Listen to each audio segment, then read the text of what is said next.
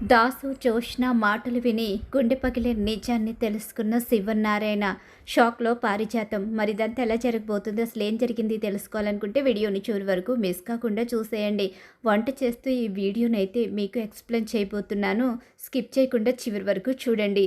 ఇక్కడ చూస్తే ఇక జోష్న ప్రపోజ్ చేయడంతో జోష్న అంటే నాకు ఇష్టం అని చెప్పి సూరజ్ కూడా చెప్పేస్తాడు.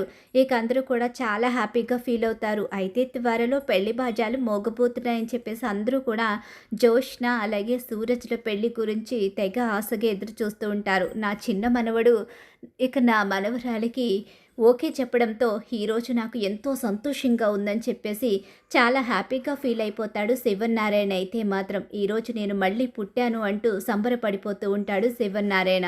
ఇక ఇదిలా ఉండగానే ఇక్కడ చూస్తే మాలిని అలాగే దక్షిణామూర్తి ఇద్దరూ మాట్లాడుకుంటూ ఉంటారు. మాలిని దక్షిణామూర్తి ఈ రోజుతో మనం అనుకున్నది తీరబోతుంది, ఖచ్చితంగా ఈసారి మనం ఫెయిల్ అయ్యే ప్రసక్తే లేదు అని చెప్పేసి అనుకుంటూ ఇద్దరు కూడా హ్యాపీగా ఫీల్ అవుతూ ఉంటారు. ఇలా వీళ్ళిద్దరూ మాట్లాడుకుంటూ ఉండగానే ఇక్కడైతే త్వరలోనే ఇక పెళ్లి ముహూర్తం పెట్టించేద్దాం, ఎలాగో ఇప్పుడు మంచి రోజులు కూడా వచ్చేసాయి కాబట్టి వీళ్ళిద్దరి పెళ్లి చేసేద్దామని చెప్పేసి కార్తీకు అలాగే ఇక దీప శివనారాయణ వీళ్ళందరూ కూడా మాట్లాడుకుంటూ ఉంటారు. నా మనవరాలికి పెళ్లి జరగబోతుంది అని చెప్పేసి పారిజాతం చాలా సంబరపడిపోతుంది. ఒసే, నా కోరిక తీర్చావే, నేను చెప్పినట్టుగా ఈ పెళ్లికి ఒప్పుకొని చాలా మంచి పని చేశావని చెప్పేసి అంటూ ఉంటుంది పారిజాతం. అయితే నువ్వు ఒప్పుకున్నందుకే కాదు, నువ్వు కండిషన్ పెట్టినందుకు కాదు, నాకు మనసులో సూరజ్ ఉన్నాడు కాబట్టి సూరజ్ ఎప్పుడైతే నన్ను రిజెక్ట్ చేశాడో అప్పుడే నా మనసులో వాడున్నాడని అర్థమైంది. బావని నా మనసులో ఎప్పుడో తీసేశానని అర్థం చేసుకున్న తర్వాతే బావ జ్ఞాపకాల్ని కూడా తిరిగి ఇచ్చేశాను. ఈ విషయంలో బావ దీప నాకు చాలా హెల్ప్ చేశారు.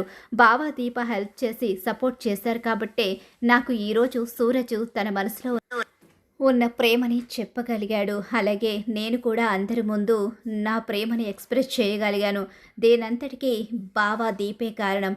బాగానే వాళ్ళని వెనకేసుకొస్తున్నావే, అవును వాళ్ళు నాకు సపోర్ట్ చేశారు కాబట్టి నేను వాళ్ళని వెనకేసుకు వస్తాను, వాళ్ళ కారణంగానే ఈరోజు సూరజ్ నాకు దక్కాడు అని చెప్పేసి ఇక జోష్న అయితే చెప్తూ ఉంటుంది. సర్లేవే, ఏదైతే అయ్యింది, నువ్వు చివరికి పెళ్లి చేసుకోవడానికి ఒప్పుకున్నావు.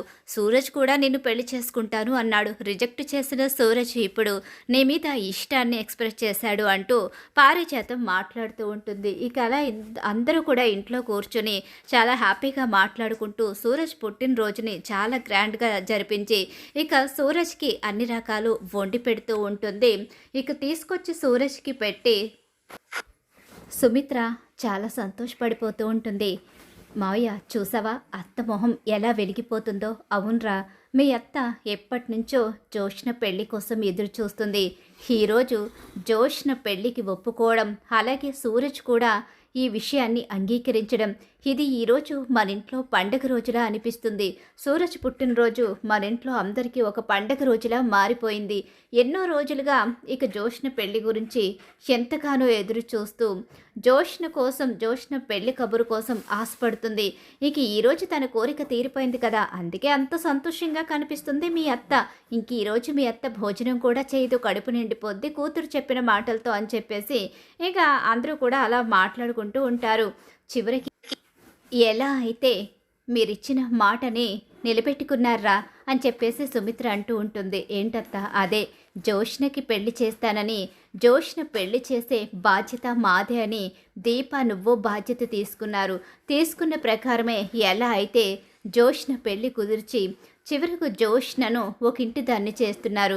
నిజంగా మీరు చాలా గ్రేటు అని చెప్పేసి వాళ్ళని అంటూ ఉంటుంది. ఇక ఈలోగా దాసు బయటికి వెళ్తూ ఉంటాడు. అలా వెళ్తూ ఉండగానే పారిజాతం అలాగే జోష్న కూడా వస్తారు. ఈలోగా శివనారాయణ అయితే లోపలికి వెళ్ళిపోతాడు. ఏదో ఫోన్ రావడంతో శివనారాయణ ఫోన్ మాట్లాడుతూ అటుగా వస్తూ ఉంటాడు. జోష్న బయటికి వచ్చి దాసుతో మాట్లాడుతూ ఉంటుంది. ఏంటి ఇంకా నా మీద నమ్మకం లేదా? నాతో ఏం మాట్లాడకుండా వెళ్ళిపోతున్నావేంటి అని చెప్పేసి అడుగుతూ ఉండగానే, ఏం మాట్లాడనమ్మా, ఇంక మాట్లాడడానికి ఏముంది, ఈరోజు నాకు చాలా సంతోషంగా ఉంది, నిన్ను అలా చూస్తుంటే నిజంగా చాలా సంబరంగా అనిపించింది అని చెప్పేసి అంటూ ఉండగానే, మరి సంతోషంగా ఉందని కనీసం మాటల్లో కూడా చెప్పకుండా వెళ్ళిపోతున్నావేంటి నాన్న అని చెప్పేసి అంటూ ఉంటుంది జోష్న అయితే బయటకు వచ్చి. ఈలోగానే ఇక శివనారాయణ ఫోన్ మాట్లాడుకుంటూ బయటకైతే వస్తాడు శివనారాయణ. ఈలోగా ఇక దాస్ అయితే, నా కూతురుగా నిన్ను ఈరోజు నేను చూస్తుంటే నాకు చాలా గర్వంగా అనిపిస్తుంది. నీలో ఇంత మార్పు వస్తుందని నేను కలలో కూడా ఊహించలేదు. కార్తీక్ నాకు ఫోన్ చేసి చెప్పాడు. నీలో వచ్చిన మార్పు కోసం, నీ పెళ్లి కోసం కార్తీక్ చెప్తే నేను ముందు అస్సలు నమ్మలేదు. నీలో అంత మార్పు ఉందన్న విషయం అసలు నాకు మింగుడు పడలేదు. ఎందుకంటే జోష్నలో మార్పు వస్తుందని నేను ఆశపడలేదు. చాలాసార్లు మారమని చెప్పిన ఆస్తి, అంతస్తు, ఈ ఇంటి పేరు కావాలన్నావే తప్ప ఈ నాన్నని ఎప్పుడూ కోరుకోలేదు. కానీ ఈరోజు ఒక అనాథ, అలాగే ఎలాంటి ఆస్తిపాస్తులు లేకపోయినా అతని మంచితనాన్ని చూసి అతన్ని ఇష్టపడి పెళ్లి చేసుకుంటాను అన్నావంటే నీలో ఎంత మార్పు వచ్చిందో ఇప్పుడు నాకు అర్థమవుతుందమ్మా. ఈరోజు నిన్ను చూస్తుంటే నాకు చాలా గర్వంగా ఉంది అని చెప్పేసి ఇక అంటూ ఉంటాడు దాస్ అయితే. ఈలోగా వాళ్ళ మాటలు శివనారాయణ వింటూ ఉంటాడు. ఏంటి దాసు కన్న కూతుర్ని ఇక దగ్గరికి తీసుకున్నట్టుగా అంత ఎమోషనల్ అవుతున్నాడేంటి అని చెప్పేసి కాస్త ఆశ్చర్యంగానే చూస్తూ ఉంటాడు. నాన్న, ఇక నుంచి నేను ఇలానే ఉంటాను. నేను నీ కూతురుగా కూడా బ్రతుకుతాను. ఇక నుంచి మీ కూతురు మారింది. సూరజ్ అంటే నాకు ఇష్టం. సూరజ్ని ఎప్పుడైతే ఇష్టపడ్డానో అప్పుడే నాకు అర్థమైంది జీవితం అంటే ఏంటో, మనుషుల విలువలేంటో తెలిసాయి. ఇంతకాలం ఇక ఇంకొకరి ఆస్తి కోసం ఆశపడ్డాను. దీప ఆస్తిని నా ఆస్తిని అనుకున్నాను. దీప వాళ్ళని నా వాళ్ళు అనుకున్నాను. ఇక నుంచి నేను సాధారణంగానే బ్రతకాలి అనుకుంటున్నాను. సూరజ్తో పాటు సాధారణమైన జీవితమే బ్రతుకుతాను. దాసు కూతురుగానే బ్రతుకుతాను. దీప గురించి పెళ్ళైన వెంటనే ఇంట్లో చెప్పేస్తాను. దీపే ఈ ఇంటి అసలు వారసురాలు, దశరథ సుమిత్రల కన్న కూతురు అన్న నిజాన్ని నేను బయట పెట్టేయబోతున్నాను అని చెప్పనేసరికి ఒక్కసారే షాక్ అయిపోయి ఉండిపోతాడు శివనారాయణ అయితే. ఏంటి, దీప ఇంటి వారసురాలా అని చెప్పేసి ఆశ్చర్యంగా చూస్తూ ఉండిపోతాడు. ఇది నిజంగా నిజమేనా జోష్న అని చెప్పేసి దాసు అడుగుతూ ఉండగా, నిజమేనా అన్న, తప్పకుండా పెళ్ళైన వెంటనే ఈ విషయాన్ని బయట పెట్టేయబోతున్నాను. ఈ విషయం దీపకి బావికి కూడా చెప్పాను. దీప ఈ ఇంటి వారసురాలు, కానీ గ్రాని దీపతి నాది తలరాతలు మార్చేసి నన్ను గొప్పదాన్ని చెయ్యాలని చూసింది.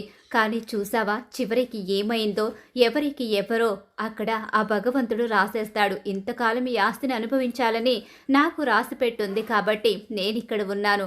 ఇక నుంచి నాది సాధారణమైన జీవితం. దీప గొప్పగా బ్రతకపోతుంది. ఇంతకాలం దీప ఎన్నో కష్టాలు పడింది. ఆ కష్టాలన్నీ పోతాయి. ఇక నుంచి దీప బావ ఈ ఇంటి మనుషులుగా సంతోషంగా ఉంటారు. నీకు మాటిస్తున్నాను నాన్న అని చెప్పేసి జోష్న అంటూ ఉంటే దాసు చాలా సంబరపడిపోతూ ఉంటాడు.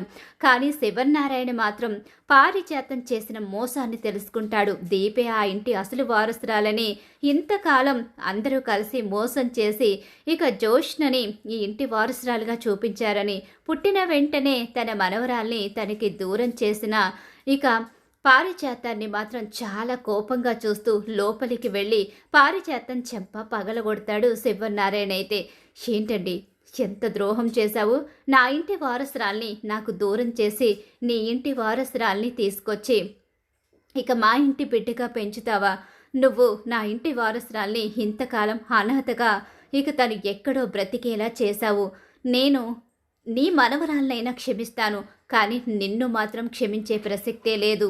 ఇక మీదట నీకు ఈ ఇంటికి ఎలాంటి సంబంధం లేదు. నీ మనవరాలికి అలాగే ఇప్పుడు సూరజ్కి పెళ్లి కుదిరింది. ఇక దానికి పెళ్లి చేసి దానికి తెలియకుండా జరిగింది. తెలిసి తప్పులు చేసినా ముందు మాత్రం తెలియకుండానే ఇదంతా జరిగింది కాబట్టి దాని వరకు క్షమించి పెళ్లి చేసి పంపిస్తాను. నువ్వు నా కంటికి కనిపిస్తే నిన్ను మాత్రం చంపేస్తాను అని చెప్పేసి పారిజాతానికి ఊహించని షాక్ అయితే ఇస్తాడు. అలా దాసు అలాగే జోష్న మాట్లాడుకున్న మాటలు వింటాడు. జోష్నలో వచ్చిన మార్పు తెలుసుకుంటాడు. ఇంతవరకు కుట్రతో ఆ ఇంట్లో ఉన్న జోష్న ఇప్పుడు ఆ ఇంటి వారసురాల్ని ఆ ఇంటికి చేర్చాలి అనుకుంటుంది అన్న మంచితనాన్ని తెలుసుకున్న తర్వాతే ఇక జోష్న విషయంలో మామూలుగా ఆలోచిస్తూ పెళ్లి చేసి పంపించాలని నిర్ణయించుకుంటాడు శివనారాయణ. ఇక పారిజాతానికి మాత్రం చాలా పెద్ద షాక్ అయితే ఎదురవ్వబోతుంది. మరి ఖచ్చితంగా రాబోయే కథలు ఇలా అయితే జరిగిపోతుంది. ఇలానే జరగాలని చెప్పి మీరు కోరుకుంటున్నారా? అయితే వీడియోని తప్పకుండా లైక్ అయితే చేసేయండి. అలాగే మా వీడియో కనుక మీకు నచ్చినట్లయితే పక్కనే ఉన్న హైప్ బటన్ మీద క్లిక్ చేయండి.